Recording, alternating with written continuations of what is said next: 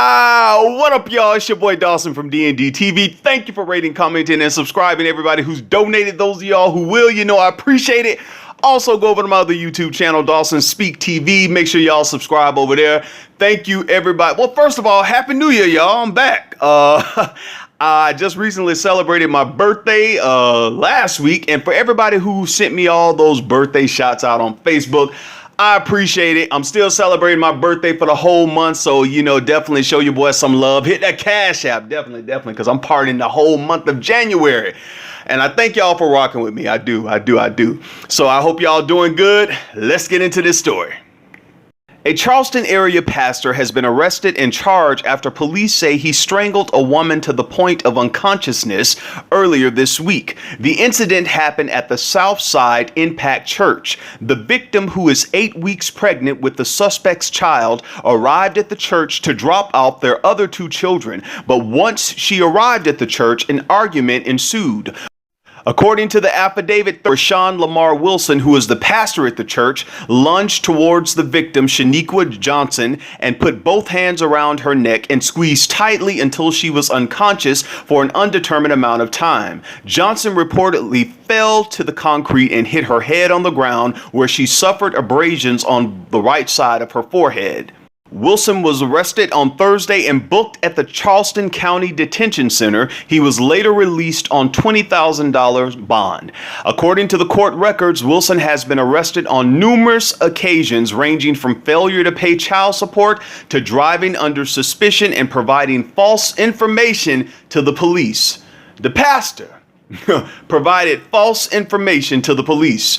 Now, I'm gonna let you all watch this video, and I will be back with the rest of my commentary, and y'all know me, I will not hold back. A Charleston pastor accused of strangling a pregnant mother is out on bond today. 28-year-old Rashan Wilson is charged with domestic violence of a high and aggravated nature. According to affidavits, the lead pastor of Southside Impact Church assaulted the woman 8 weeks pregnant with his child. The pair also has 2 other children together. The victim told officers she was dropping off the children at the church when the argument started. She says Wilson lunged at her and strangled her until she lost consciousness, causing her to fall to the concrete ground. She was transported to the hospital for treatment. Wilson's lawyer, David Ayler, says his client maintains his innocence. As far as from the case perspective, being able at some point in time to provide, you know, the other side of the story, for lack of a better way to put it. And, you know, his ultimate goal is to, of course, return to the church and continue to serve his parishioners as well as the community, as he's done for several years here in Charleston. Wilson faced a bond judge on Thursday. He was given a $20,000 surety bond. All right, y'all, now let's go in. But before I start, let me say this.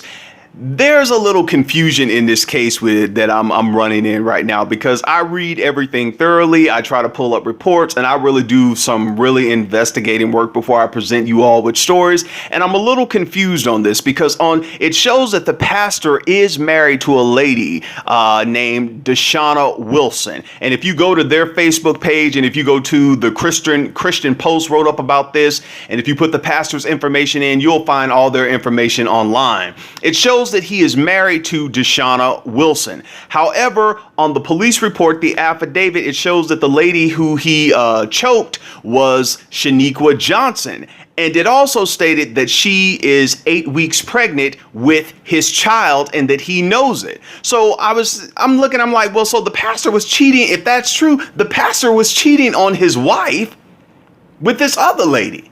And then I thought, well, he is from South Carolina, and you know them pastors from South Carolina, from the mega church pastors, the medium church pastors, all the way down to the small church pastors, they cheat. So it's not a far-fetched idea, but there's one thing that I want to deal with, and that's the pastor worship that goes on amongst the members in the congregation. My pastor can't do no wrong. I still love your pastor no matter what. Oh, it's just the devil coming against my pastor. Your pastor was accused of strangling a pregnant woman. Come on now. I mean, as much as you love your pastor he was arrested for that. And it's so sad when I look on the pastor's Facebook page and see all of these people, and I know they're going to support their pastor and everything, but when I see bishops who put things like, I love Pastor Rashan L. Wilson, hashtag period. Okay, Bishop, it's okay to say that. But the thing is, what about the victim? What about the woman who was choked? No one has any sympathy for her. And I liken this to, as I always bring up, when children get molested in these churches, blame the victim. When something happens and the pastor cheats on his wife, we blame the victim. No one ever holds the pastor accountable for anything. And if you all go to his Facebook page, y'all will see it. It's open. Go to his Facebook page and look at all of these. I'm still standing by you, pastor. I love you no matter what. This is what we got to do. We got to stand with you, bishop. I love you, pastor. But no one is anybody saying anything to the victim? These pastors, as I've stated before in my videos, can get away with anything. They can get away with anything. Most of them. They'll come preach to us condemnation, hell, and all this kind of stuff. But when it comes to them, we have to put shields over our face so we don't see their wrong. Even when we see it, oh, well, he the man of God. She the woman of God. They can't do no wrong. God put them here for a reason. It's just the devil. We got to cover them. We cover them, but they don't cover us. We know the pastor cheat. We know the pastor gay. She a lesbian. We know all of this stuff about them, all of their secret lives. But when it comes to the people in the pews, we're persecuted and they're praised. It's sick and it's twisted. And I believe what's happening now is an unveiling that's occurring. And the sheets are starting to come off. You talking about no more sheets? The sheets gonna come off. And people are starting to see that the pastors, no matter if it's a mega pastor, like I said, a medium church, a medium pastor with a medium-sized church or a small church, that they are human too. They're not divine. And these pedestals that we put these people on, the superintendent, the apostle, the prophetess, the prophet, the bishop, the evangelist, they're human just like you too. And when they do wrong, they have to be accountable. Someone has to hold them accountable, just like they do when we do wrong. Now, I was a little upset when I was listening to his attorney, as you all can go back and listen again in that news clipping. The attorney was just concerned about the pastor getting back to his church and preaching again. It's all about money. That's all it is. He just wants to get back in the pulpit and preach again and talk to his congregation. I don't know how y'all feel about the whole sheep, we sheep, we're dumb, and the bad. That notion don't work well with me. I know it's written, I know all that kind of stuff, but I'm not dumb. And when it comes to stuff like this, I've never been that type of person. When I was in the church back then, but then I started seeing that these people in the pulpit, they just like us. They not divine. And many of us let them put this hocus pocus stuff on us. You cursed, you gonna die, your arm gonna fall off, you gonna catch a disease, your children gonna die, your house gonna burn down. No, you gonna burn down. Because I think what God is doing is God is getting sick and tired of you people, how you manipulate the people, how you take advantage of his people, because we are God's people too. It ain't just y'all. Oh, I got a calling. You got a calling to serve, buddy. Not to be some king or some priest or some queen that people have to bow down to you like they're bowing down to you on this Facebook page, even though you were charged with this. And to go further back in your record, to lie, to give false information to the police. Look, I'm done with this topic. I just wanted to address that point because that's what really pissed me off. I'm pissed off that he strangled the lady too, because we got to keep our hands to ourselves, because that's another thing we don't talk about in church too, is domestic violence. We don't talk about that. No, and that's another sin that people don't want to point out. Why y'all can't point out the sin of people who beat their wives or wives who hit their husband? Why y'all can't point that out? But since you won't point it out, the police pointed it out.